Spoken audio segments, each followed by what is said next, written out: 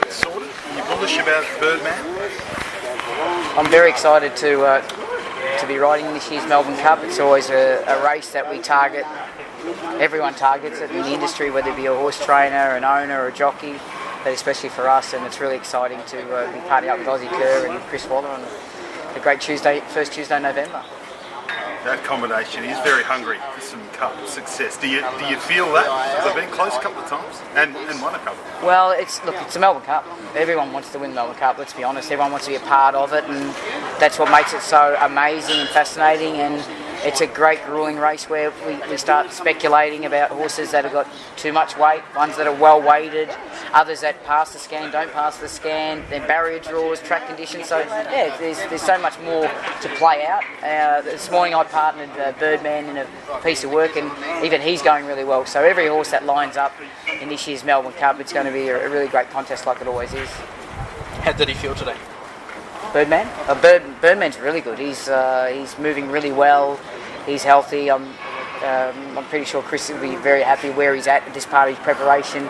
7 days out from his main assignment, and I couldn't have been more glowing about the reports about how he worked this morning. What are you making of his form? He's got very good form. He's got lightweight. Speaking to his owner in depth about him, and after looking at his profile, you can understand some of his races. But he's got a really, really good form reference, and of course, if he turns up on Saturday, he's got to make the field. If he makes the field, then he'll be a strong chance in the race as well. I thought his Caulfield Cup he ran well. He wasn't able to utilise his inside barrier draw just because he didn't begin away and put himself out there, and I thought he closed off well. Not as well as his stablemate. I thought Valiant King was much better.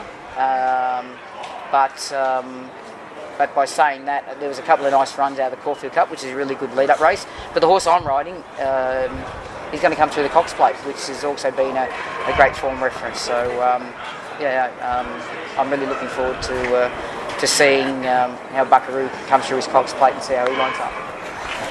Do you have an idea on the horse to beat at the moment? Have you identified one? You've got to make the race first, so I think as I've learnt in the last 2 weeks, then just making the field is the hardest thing, and we go from there. How do you get over that disappointment, Craig? Big build-up for Delius, and you had to sort of change gears and change vision.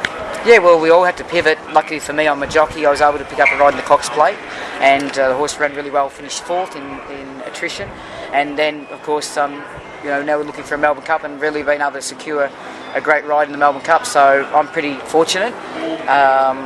Sir Delius, it's a shame because the racing public won't get to see him through the rest of the remainder of the carnival, but you'll see him in time, so I feel sorry for Adrian Bott and Gay Waterhouse, the horses' trainers, and of course his owners, but most importantly he's okay, and that is the most important thing. And disappointment, that's just it's like putting your left or right sock on in the morning. It's we have to move on and go, and no one's lost their life. The horse is still okay. It's just that we won't get to see him compete through the end of the Spring Carnival.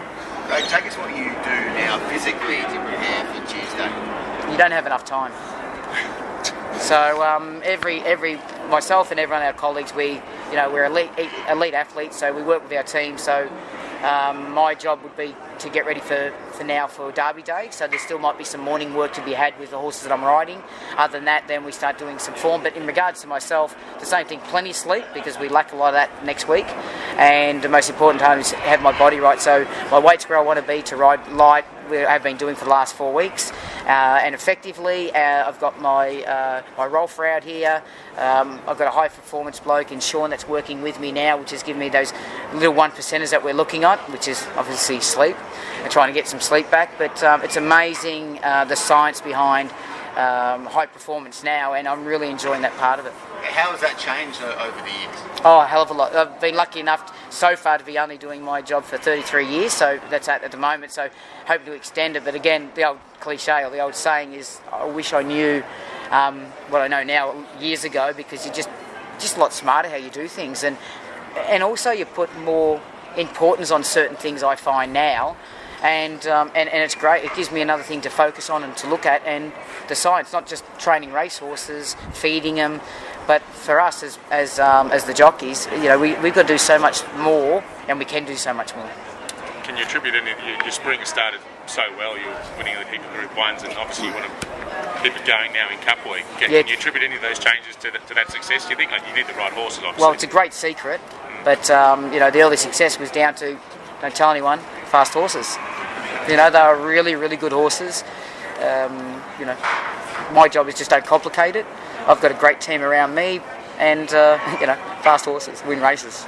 Are you feeling as confident as ever, though? I mean, jockeys still play a big part in winning races. Yeah, of course. We play our part. The trainers, the staff, the curators, everyone, you guys, everyone has to play their part for this industry and our great racing to really come. Matt Hill's race calls, he energises people. The way that racing, I must admit that racing is really starting to promote, and I've loved this whole Spring Carnival, seeing so many people there in Sydney and Melbourne at the carnivals, but a lot of young people, and we're in the entertainment industry and we love to entertain in front of people, and we're seeing them turn up, so you'll never get a greater platform for us, so we've all got to play our part. How many goggles have you got to give away this week, Craig? You'll be hot property. Well, hopefully I'm giving plenty away, but it's great. It's what we do. If I was a kid growing up and I went to an event that I really enjoyed and someone gave me something memorable, then I think it's really important. The clubs do it. Shaw, who I get my goggles off, they've already got a limited edition for the Melbourne Cup Carnival, which just arrived. So yeah, it'd be great. But they've only given me like 5, and I'm hoping to ride a lot more than 5 winners. So we'll see how we go. The trip to Sydney's been very worthwhile and lucrative the last couple of years, but you've missed Derby Day. Have you missed not being a part of that? Well, again, when you grow up and you're part of the tradition of racing, then you'd think it'd be unheard of to think that you're not part of a Caulfield Cup meeting or a Derby Day.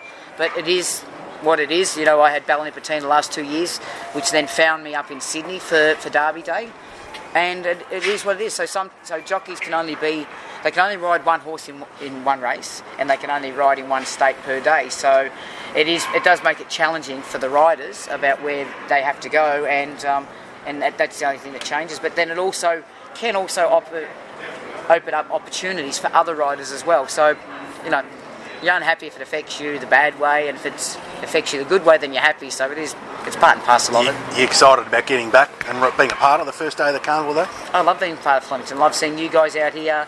Look, the sun's out. It mightn't be warm, but the sun's out, and fast horses are out, and it's exciting time. It's exciting time for our industry. Who's the horse you're most excited about riding on Saturday? Well, I think my Derby horse is a really good ride, but Arabian Prince, but he's got to gain a start. And I walked a couple of nice horses this morning, so they would run well. Benadryl will run well in the Empire Rose. Payline was very good in the Damien Oliver this morning, and I was a lot more pleased with Skyhook's performance going into the Coolmore, which is a quality race on Saturday. So I know my manager's got me busy and there's a few more, but I'm pretty happy. I know he's happy with the book of rides he's already selected for me. Arabian Prince has only had a very light preparation. Do you think he's going to have the seasoning to win a derby?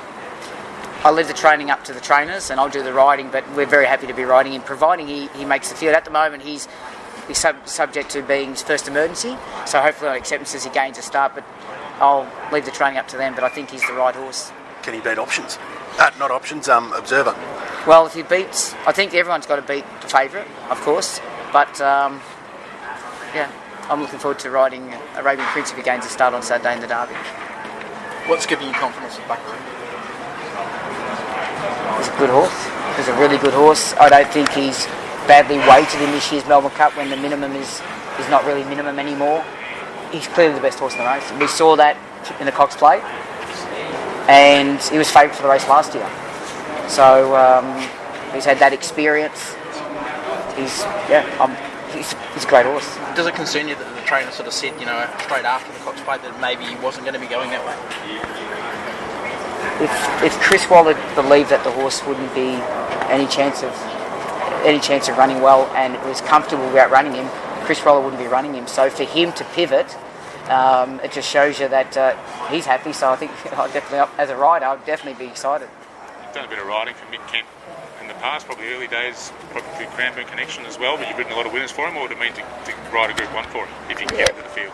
Mick, wherever, through my embryonic stages of my apprenticeship, I was at Cranbourne. So Mick Kent, his partner Nicky Burke, used to work for my father. We grew up together riding ponies, going to pony clubs, and so we got a bit of a bigger relationship base there, and historically he's supported me for a hell of a long time, so it'd be great to be able to reward him. Mind you, I think he's rewarding me because he's done all the work training the horse, and I've just got to do my job on race day.